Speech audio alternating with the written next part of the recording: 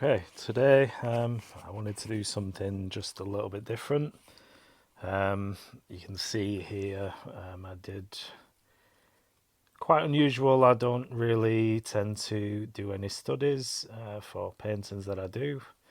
I tend to just jump right in, but this is the reference. It's a picture I took up on by the reservoir, and that was the view.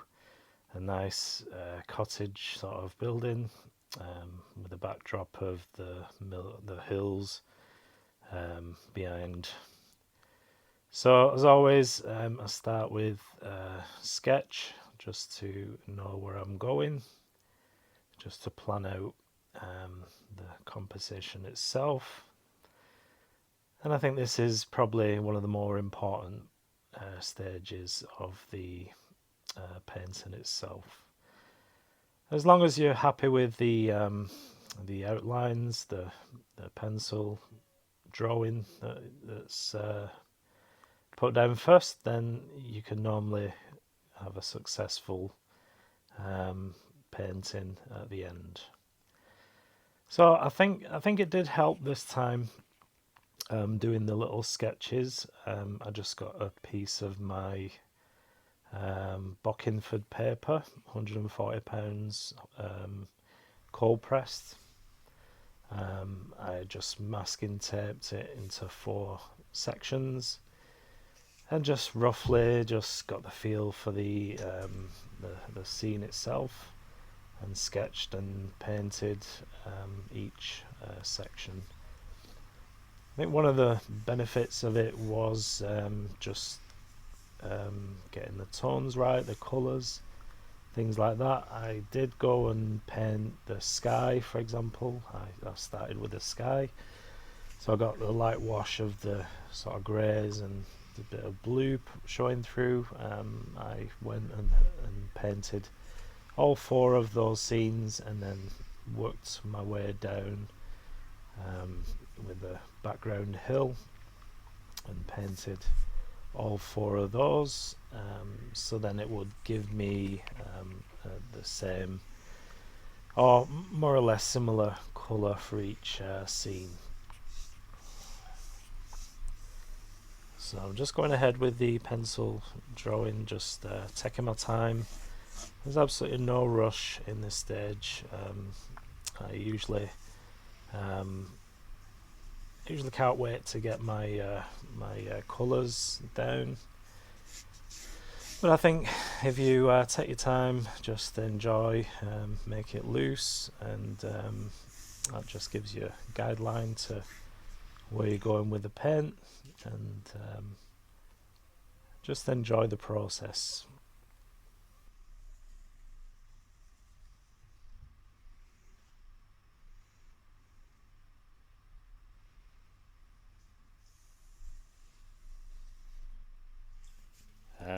And don't be afraid if there's something that you've put down in pencil. If there's something that you're not happy with, you can always go ahead and erase that. Just being mindful that you don't damage the paper, so just gently erase. And I apologise, I didn't realise I forgot to start filming the camera again, so you can see I've started on the sky itself. So just adding those Payne's grey, bit of ultramarine and a touch of cad red, and just play around with those until you get the right tones that you want for the scene. I think in the actual scene itself there's quite a bit more blue, but I'm not going for an exact representation of the photograph itself.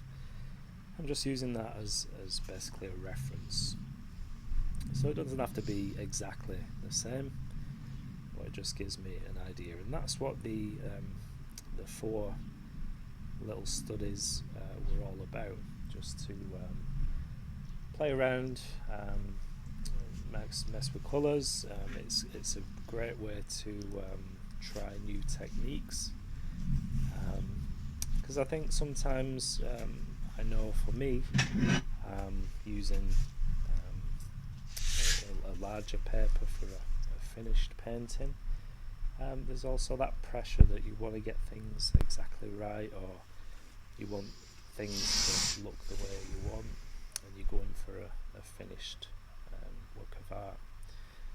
So the little sketches are a good exercise, and especially if you need the practice or you're not quite sure of what to paint, you cut your paper up or just mask out 4 pieces, and obviously then you've got four paintings that you can do. So you're actually saving paper as well. I know watercolour paper isn't the cheapest to buy, so it just gives you that benefit as well, and it gives you a nice view of what the scene will look like when you've finished your main sort of subject. So just adding the background hill. I'm not going for a dark tone at the moment. I just wanted this as a first wash, as the first sort of lighter tone, and this obviously being transparent, this will show through of the finished darker tones. So that's the lighter tone that I want there on the first wash. So just as always, moving down from the top, working top to bottom.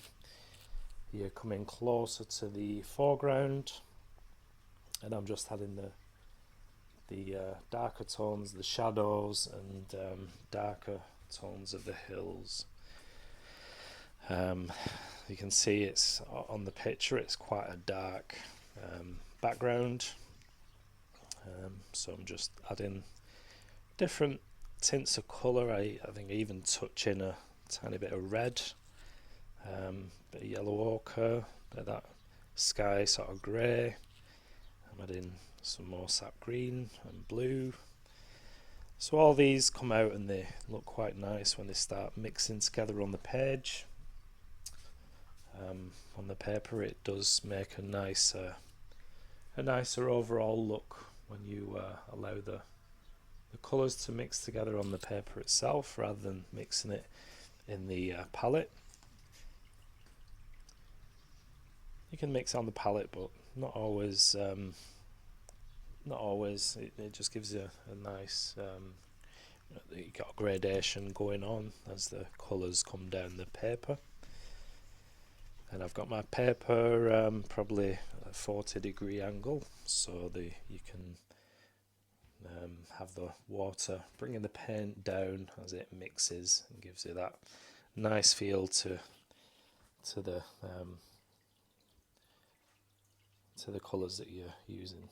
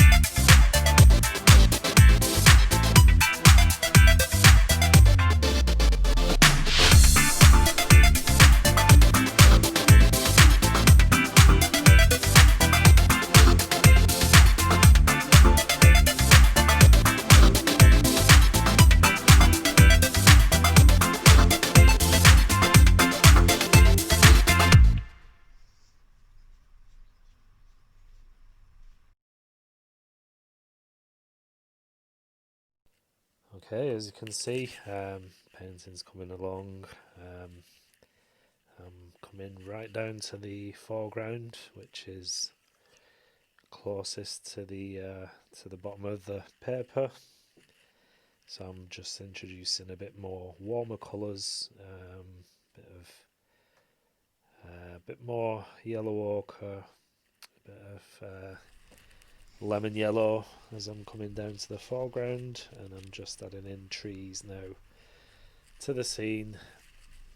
And my watercolour mix now is actually more pigmented, so it's quite a thick creamy consistency to get the darker colours in. So the trees, it's on the second layer, and I will just continue to work on those and even probably put on a third layer. As you can see there, the pigment's coming down onto the tape. You can actually try and keep that clean just to stop it from leaking underneath the tape. Gives you that nice crisp clean edge, but not too fussed at the moment. Just filling in these trees and blocking in some colour.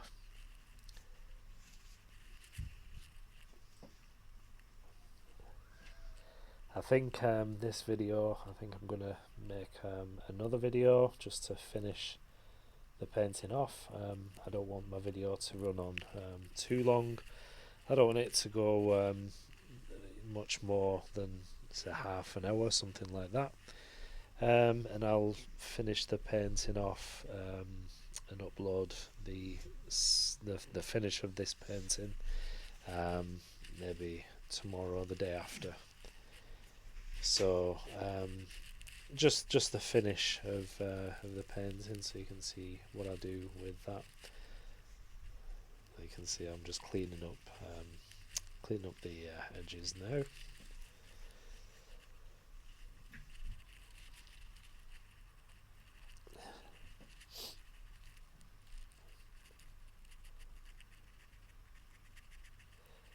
Actually, the scene, it's my hometown in Rochdale.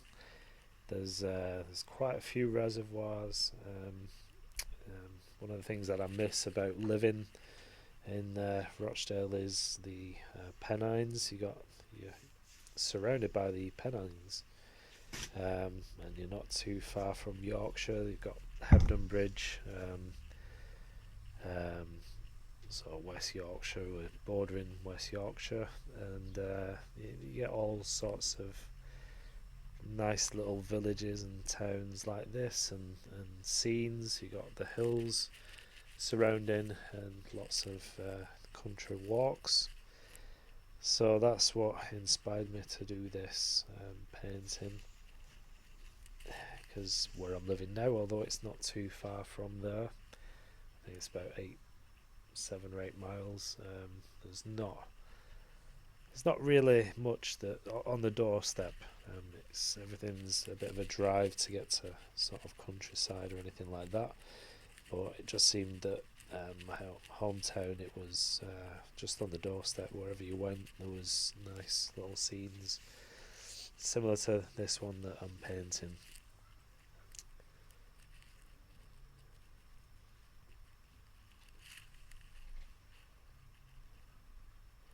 Just adding the roof, just being careful, just making sure I get a straight-ish sort of edge, making it sharp, and give it that contrast from the background hill. I think there will be another layer going onto that background hill yet. So it's going to be a bit darker yet,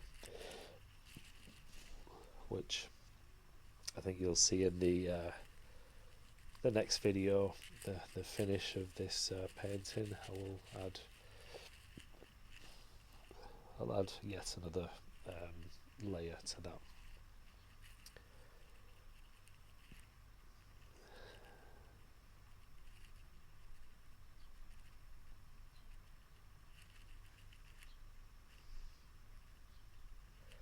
So the scene, I mean, it's not 100% accurate.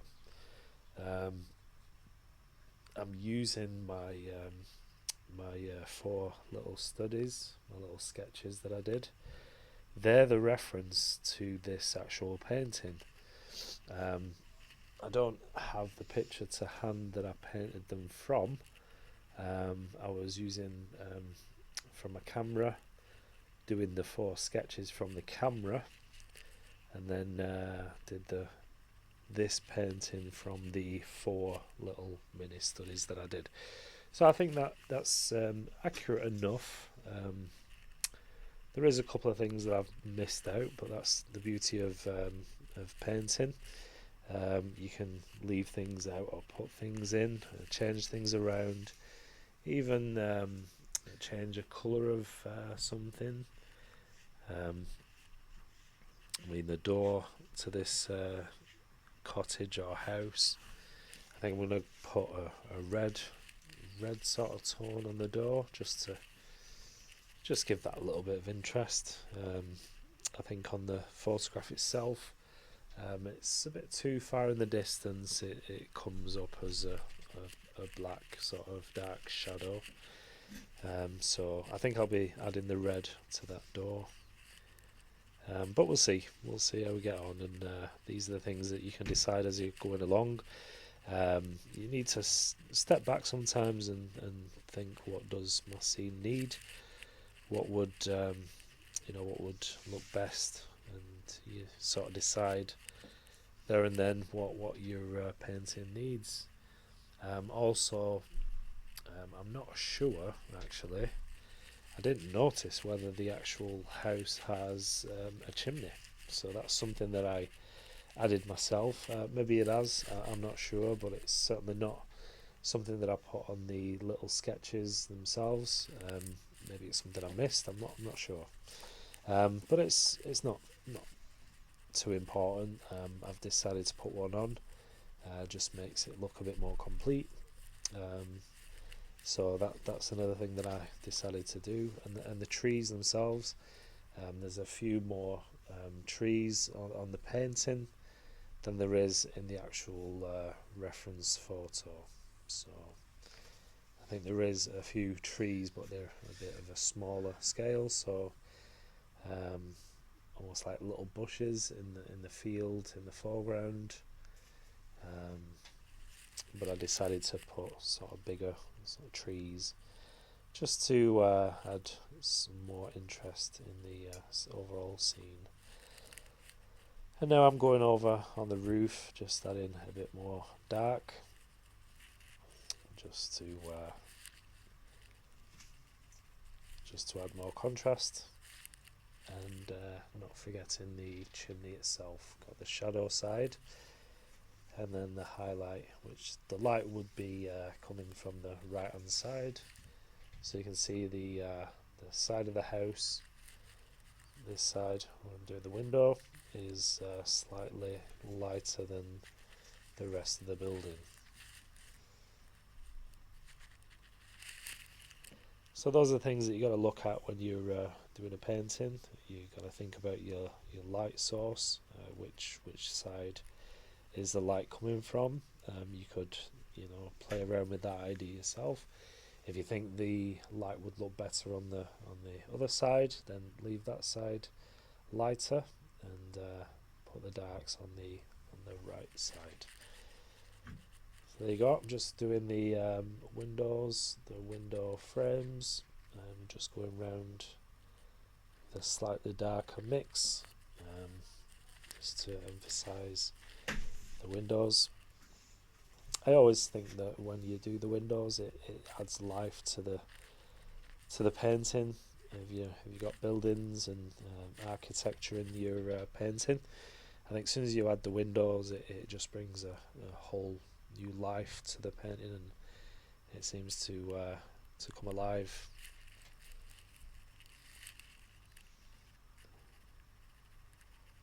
So I'm just adding some dark tones to the side of the house, the cottage.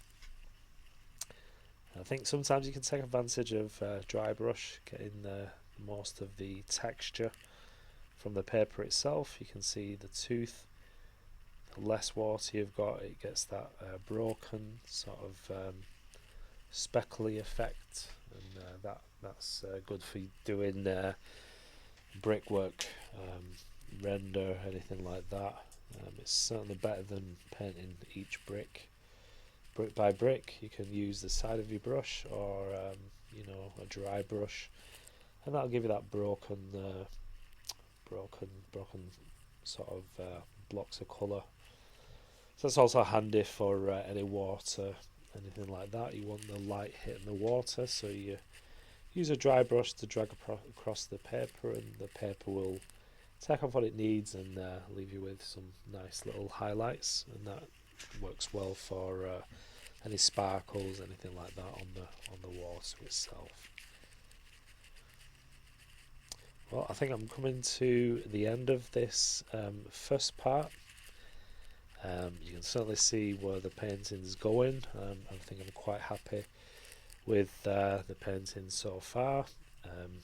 Watercolour is quite unpredictable. That could always change. But I didn't want to go too. I didn't want to make too long a video. So as always, if you like, comment, and subscribe to my channel, that would really help and support me to continue to make weekly videos. I hope you like this video, this scene. If it's something that you do like, then don't be afraid to comment, share, or anything like that. I would appreciate that. And I will more than likely post the finish of this painting in the next couple of days or so. But hope you like it. Thanks for watching, and I'll see you in the next video. Take care. Bye bye.